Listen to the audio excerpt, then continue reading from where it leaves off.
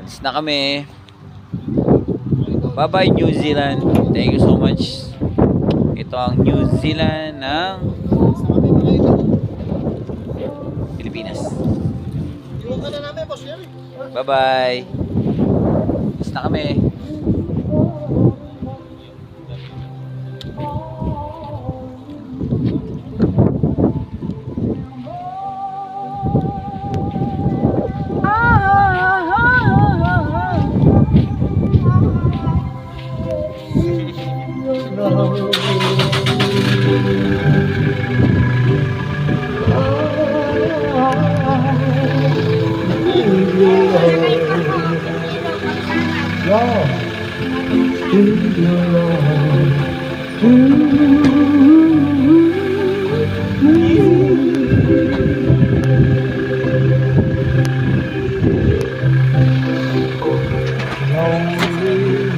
Atog today, boss.